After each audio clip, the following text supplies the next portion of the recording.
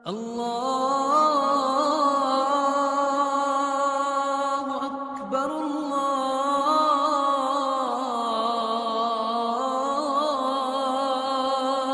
أكبر بسم اللہ الرحمن الرحیم۔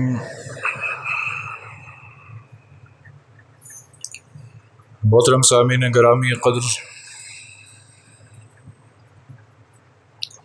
آہستہ آہستہ رمضان اپنی منزل کی طرف بڑھ رہا ہے۔ اس کے اختتام کو چند دن باقی رہ گئے۔ رب تعالی نے ہمارے گناہوں پر پردہ ڈالتے ہوئے رحمت والا عشرہ ہمیں نصیب فرمایا، پھر مغفرت والا عشرہ ہمیں نصیب فرمایا، پھر اللہ رب العزت نے خصوصی کرم فرمایا کہ اس نے ہمیں جہنم سے آزادی والا عشرہ نصیب فرما دیا۔ اب یہ بھی آہستہ آہستہ اپنی منزل کی طرف رواں دواں ہے۔ کامیاب ہے وہ شخص، عقل مند ہے وہ شخص جو گناہوں سے توبہ کرنے کے بعد استقامت والی زندگی اختیار کر لیتا ہے۔ آج کی جو میری باتیں ہیں وہ بالخصوص معتکفین کے لیے ہیں اور بالعموم عوام الناس کے لیے۔ دیکھو میرے بھائیوں، اللہ نے کرم فرمایا کہ ہمیں گناہوں سے معافی کا موقع نصیب ہوا۔ ہم نے گناہوں کی معافی مانگی۔ اللہ رب العزت کی ذات سے امید ہے کہ اللہ رب العزت نے ہمارے گناہوں کو معاف کر دیا ہوگا۔ جب گناہ معاف ہو چکے تو پھر ہمیں بھی چاہیے کہ اپنی آئندہ آنے والی زندگی کے اندر گناہوں سے بچنے کی ہم کوشش کریں۔ جو اعمال ہم نے شروع کیے ہیں ان اعمال کے اندر استقامت اختیار کریں۔ یہ نہیں ہے کہ یہ اعمال صرف رمضان کے مہینے کے تھے، ہم رزق صرف رمضان میں نہیں کھاتے، یا اللہ رب العزت کی بخشش صرف رمضان کے اندر نہیں ہے، غیر رمضان کے اندر بھی جس طرح ہم اللہ کی نعمتوں کا استعمال رمضان میں کر رہے ہیں، اسی طرح غیر رمضان کے اندر بھی اللہ کی نعمتوں کا ہم استعمال کرتے ہیں۔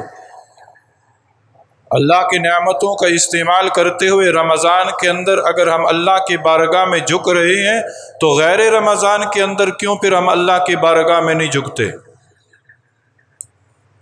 رمضان المبارک کے اندر اگر ہم 5 وقت کی نماز جماعت کے ساتھ پڑھنے کی کوشش کرتے ہیں، غیر رمضان کے اندر ہم مساجد کا رخ کیوں نہیں کرتے؟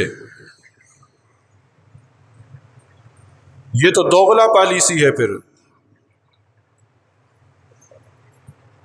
اور اللہ رب العزت کو یہ دوغلا پالیسی پسند نہیں ہے۔ ہم کس کو دھوکہ دے رہے ہیں؟ کیا ہم اللہ رب العزت کی ذات کو معاذ اللہ دھوکہ دے سکتے ہیں؟ یہ تو رب نے کرم فرمایا کہ ہمارے وہ قدم جو غیر رمضان کے اندر گناہوں کی طرف اٹھتے رہے، رمضان کے اندر یہ قدم ہمارے اللہ کے گھر کی طرف اٹھے، یہ اس کا کرم ہے، وگرنہ رب چاہتا ہمارے قدموں سے طاقت ہی چھین لیتا۔ آج جو ہماری پیشانی رب کی بارگاہ میں آ کر جھکی ہے نا، یہ غیر رمضان میں نہ جھکی تھی، رمضان میں جھکی ہے، یہ رب تعالیٰ کا کرم ہے، وگرنہ رب تعالیٰ ہماری جھکنے کی صلاحیت کو ہی ختم کر دیتا۔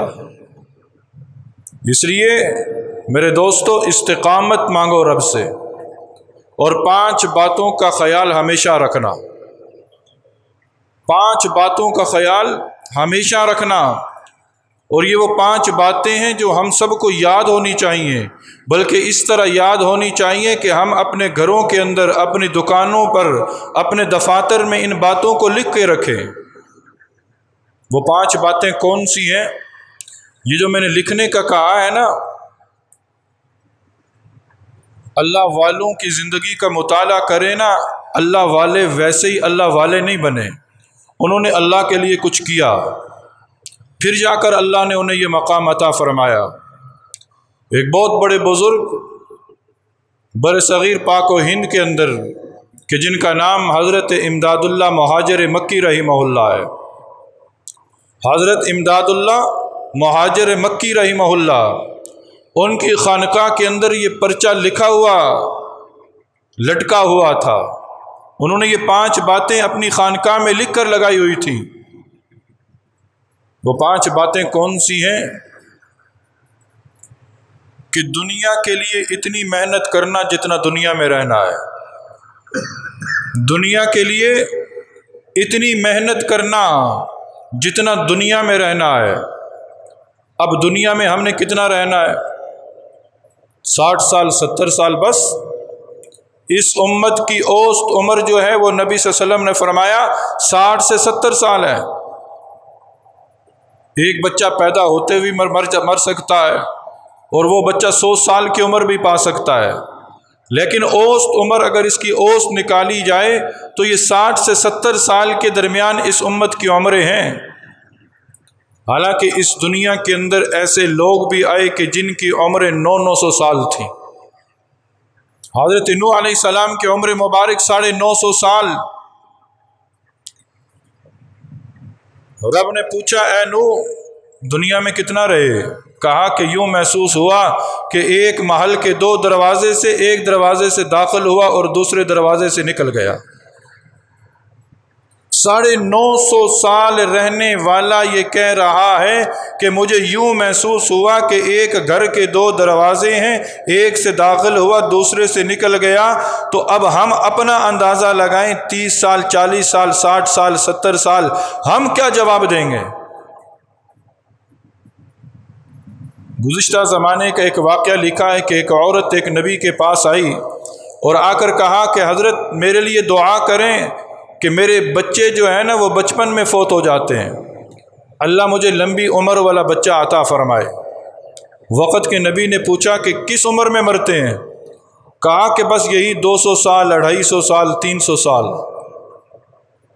200 سال 250 سال 300 سال اس عمر کے اندر آ کر بچے مر جاتے ہیں۔ وقت کے نبی مسکرائے اور کہا کہ اے اللہ کے بندی، ایک امت ایسی بھی آنے والی ہے کہ جن کی عمریں بس 100 سال کے قریب ہوں گی بس۔ وہ عورت پوچھتی ہے اے اللہ کے نبی کیا وہ گھر بنائیں گے؟ حیرانگی سے پوچھتی ہے کیا وہ گھر بنائیں گے؟ وقت کے نبی نے جواب دیا ہاں وہ گھر بھی بنائیں گے، شادی بیاہ بھی کریں گے۔ وہ عورت کہتی ہے کہ اگر مجھے وہ 100 سال کی عمر ملتی نا تو میں 100 سال کی عمر ایک سجدے میں گزار دیتی۔ آج ہم 60 سال 70 سال کی عمریں لے کر اس طرح ہم دنیا پر محنت کر رہے ہیں جس طرح ہم نے ہمیشہ دنیا میں رہنا ہے۔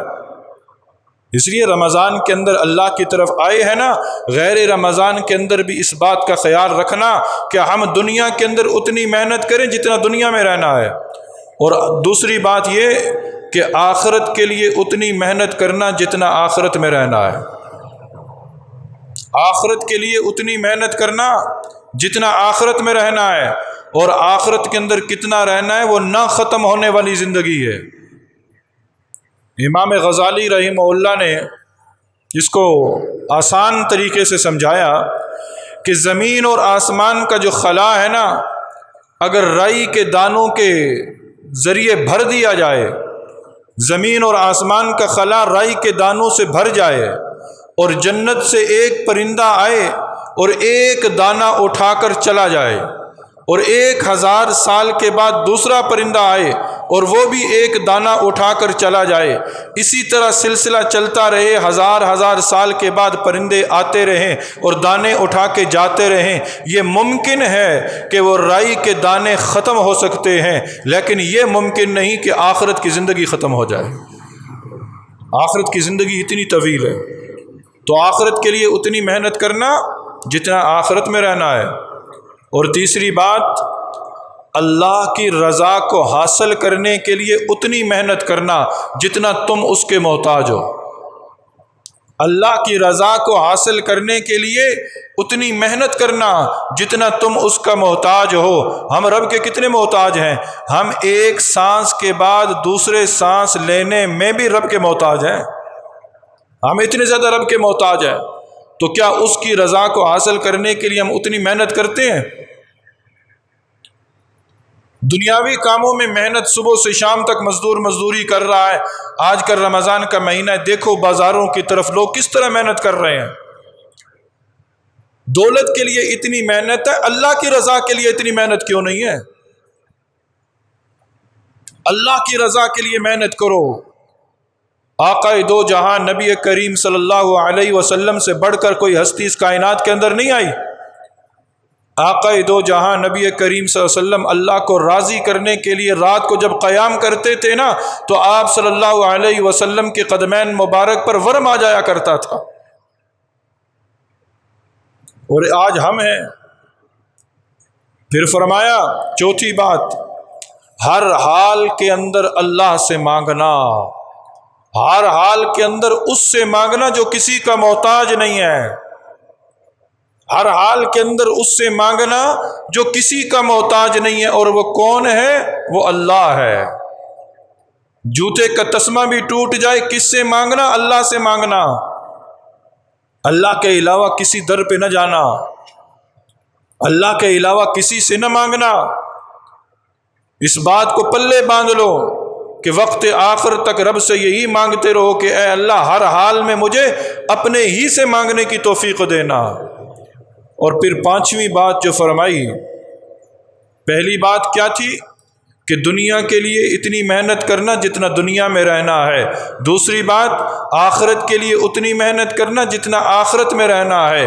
تیسری بات، اللہ کی رضا کے لیے اتنی محنت کرنا جتنا تم اس کے محتاج ہو۔ اور چوتھی بات، ہر حال کے اندر اللہ ہی سے مانگنا۔ اور پانچویں بات پلے باندھ لینا میرے دوست، اتنے گناہ کرنا جتنا عذاب سہنے کی سکت رکھتے ہو، اتنے گناہ کرنا جتنا عذاب سہنے کی سکت رکھتے ہو۔ جہنم کا عذاب، جہنم کی گرمی، آج دنیا کی گرمی برداشت نہیں ہوتی۔ دھوپ ہو نا، ہم سائے کی تلاش میں بھاگتے ہیں، گرمی ہو ہم اے سی والے کمرے کی تلاش کے لیے بھاگتے ہیں۔ ہمارا بنے گا کیا؟ ہر طرح کی سہولت آج میسر ہے، لیکن اس کے باوجود ہم گناہوں سے اپنے آپ کو نہیں بچا رہے۔ گناہوں، اتنے گناہ کرنا جتنا عذاب سہنے کی سکت رکھتے ہو۔ دنیا کی گرمی برداشت نہیں ہوتی تو جہنم کی گرمی تو اس سے 70 گنا زیادہ ہے۔ آج سینکڑوں میل دور سورج ہے، اس کی تپش برداشت نہیں کر سکتے، قیامت کے دن سورج تو سوا نیزے پہ آ جائے گا۔ آج تھوڑا سا پسینہ آ جائے بندہ برداشت نہیں کر سکتا، کل قیامت کے دن تو ہر بندہ پسینے سے ڈوبا ہوا ہوگا۔ جہنم کا ادنا سے ادنا عذاب، ایک شخص کو جہنم میں نہیں لے جایا جائے گا، صرف جہنم کی تیار کردہ جوتی چند لمحے کے لیے پہنائی جائے گی۔ اس کی شدت اتنی ہوگی، اس کی حدت اتنی ہوگی کہ وہ چند لمحے پاؤں کے اندر پہنے گا، اس کی شدت سے اس کا دماغ ابل جائے گا۔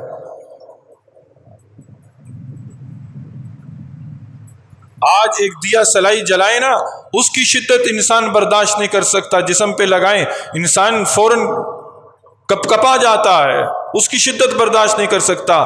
تو جہنم کی وہ آگ جو رب نے سلگائی ہے، نار اللہ الموقدہ، وہ اللہ کی سلگائی ہوئی آگ ہے، وہ کیسے برداشت کریں گے؟ رمضان گزر رہا ہے، اللہ کا وعدہ ہے کہ جس نے ایمان اور احتساب کے ساتھ رمضان گزارا میں اس کے پچھلے گناہ معاف کر دوں گا۔ جب پچھلے گناہ معاف ہو چکے ہیں نا، تو غیر رمضان کے اندر گناہوں کی طرف مائل نہ ہونا۔ یہ جو ورقے صاف ہو چکے ہیں، ان ورقوں کو صاف ہی رہنے دینا، اس پر دوبارہ سے سیاہی اور نقطے نہ لگوا لینا۔ تو اللہ تعالی ہم سب کو ان باتوں پر صدق دل کے ساتھ عمل پیرا ہونے کی توفیق نصیب فرما دے۔ الحمدللہ رب العالمین والعاقبۃ للمتقین والصلاۃ والسلام علی سید الانبیاء والمرسلین۔ اے اللہ جو کچھ کہا اور سنا اس پر عمل کی توفیق نصیب فرما۔ اے اللہ ہمیں استقامت علی الدین نصیب فرما۔ اے اللہ ہمیں استقامت علی الدین نصیب فرما۔ اے اللہ تیری بارگاہ میں یہ التجا ہے کہ اے اللہ آج کے بعد ہمیں ہر گناہ سے بچنے کی توفیق نصیب فرما، اور اس سے پہلے جتنی غلطیاں ہو گئیں اللہ معاف فرما۔ اے اللہ ہمیں اپنی رضا نصیب فرما۔ اے مولا ہمیں آخرت کی تیاری کرنے کی توفیق نصیب فرما۔ اے اللہ آخرت کی کامیابی کے لیے جو تو نے راہیں بتائی ہیں اللہ ان راہوں پر چلنے کی توفیق نصیب فرما، اور اے اللہ آخرت کی کامیابی کے جو اصول تو نے بتائے ہیں اللہ ان اصولوں کے مطابق ہمیں زندگی گزارنے کی توفیق نصیب فرما۔ آمین ثم آمین۔ وصلی اللہ تعالی علی خیر خلقہ محمد وعلی آلہ واصحابہ اجمعین برحمتک یا ارحم الراحمین۔